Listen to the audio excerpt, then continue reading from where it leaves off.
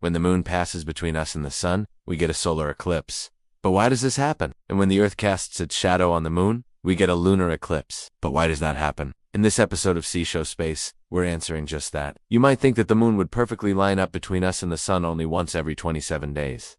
Because that's how long it takes for the moon to orbit the Earth. But solar eclipses don't happen that often. Only about twice a year is the moon in the right position to block the face of the sun completely. The rest of the time, the moon lines up in front of the sun, only partially, which gives us a partial solar eclipse. Sometimes the moon and the Earth cast their shadows on each other at the same time, too, but we can't see these things very often because they happen on opposite sides of the Earth. So why do the moon and the Earth line up so well with each other sometimes and not others? And what do we even mean by line up? Well, it helps to know some details about the shapes of the moon and the Earth. Neither is quite a perfect circle. The Earth is an oblate spheroid, meaning that it's wider at the equator than at the poles, while the moon is more of an irregular hexatope spheroid. Because of these differences in shape, and also different distances from the center of the Earth, sometimes the moon seems bigger than the sun in the sky, even though the sun is much larger than the moon itself. This can happen when the moon is close to its closest approach to the Earth on its orbit, which is called perigee, and when the sun is at its farthest distance from the Earth, which is called aphelion. The easiest way to tell if an eclipse will be total or partial is to use a tool called a stellarium, which lets you input your location and the date and time you're interested in, and then simulates what you would see looking up at the night sky at any time.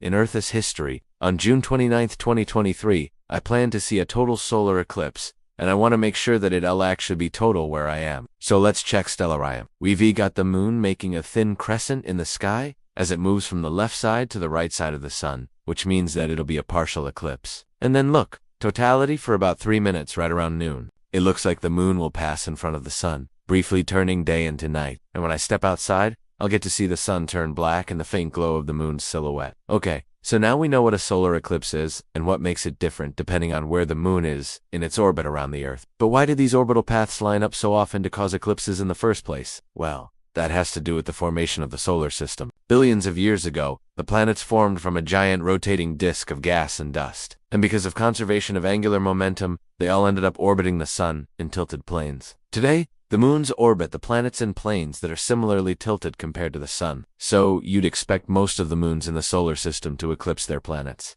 Only partially because they misaligned with the sun. For example, Jupiter's moon Io lines up perfectly in front of Jupiter only twice a year, casting its shadow somewhere on the planet's surface, but only partially blocking the sun. That's because Io orbits Jupiter 43 degrees away from the planet's equator. But the moon that orbits the Earth is special, because it formed from debris kicked up after a Mars-sized planet crashed into the Earth early in the solar system's history. If you've ever played the solar system game on an old-school Windows computer, the story goes that this Mars-sized planet was thrown into the sun. But that's not quite true. The object didn't get close enough to the sun to get sucked in, but it did come close enough to the Earth to gravitationally tug large amounts of material away from it. Some of that material formed a ring of shattered rock and dust around the Earth, which eventually coalesced into our moon. So the moon formed late in the history of the solar system out of material that was very close to the Earth. That means the orbit of the moon is pretty aligned with the sun. It's only 5 degrees away from the ecliptic plane where the Earth orbits the sun. So the moon lines up in front of the sun at least once a year. But why doesn't the moon line up in front of the sun twice a year, since it takes 27 days to orbit the Earth? Well,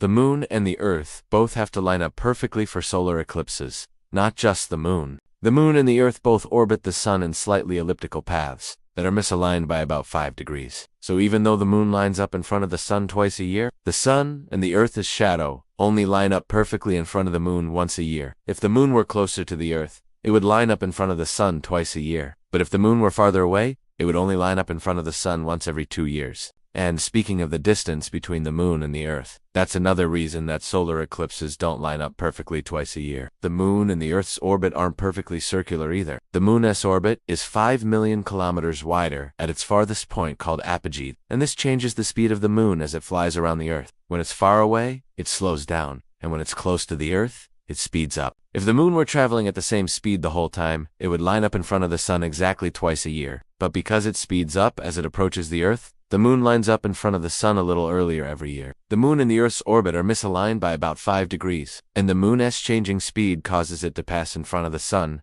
only about twice a year. These two factors combined work together to ensure that we only see total solar eclipses about twice a year. Now, If the moon were even closer to the Earth, like 384,000 kilometers closer, solar eclipses would happen twice a year. And if the moon were farther away, like 483,000 kilometers farther, total solar eclipses would only occur once every 2 years. So we really do have it pretty good here on Earth. If you live in the continental US, you're probably going to have to wait until October 14th, 2044 to see a total solar eclipse again. But you can still enjoy the cosmos from your home right now. And if you live elsewhere, you can still watch the next total solar eclipse in 2027. Except for if you live in Mexico or Texas, then you should move somewhere else, because you won't see one until 2044. You might wonder why we can predict the path of total eclipses so well. If you take a pin and poke a hole in a piece of paper, you can use that hole to see the path of an eclipse, and astronomers can use that to predict what a total eclipse will look like before it happens.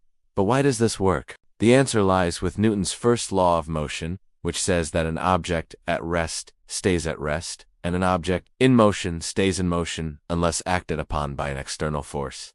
Gravity is an external force. So if the moon isn't perfectly lined up with the sun, the gravitational pull of the Earth will nudge the moon into alignment. But once the moon is lined up perfectly, there's no external forces acting on it. So according to Newton's first law of motion, it'll stay lined up with the sun until the Earth casts its shadow on the moon. And this is why the moon and the Earth sometimes line up perfectly. In 2024, a total solar eclipse will cross through Canada, the US, Mexico, and Texas. Eclipses happen because the moon and the Earth's orbit are misaligned by 5 degrees, which means that the moon lines up in front of the sun only once a year. And the moon's orbit is also elliptical, which means that the moon lines up in front of the sun a little earlier every year. These two factors combined work together to ensure that we only see total solar eclipses about twice a year. And as always, thanks for watching.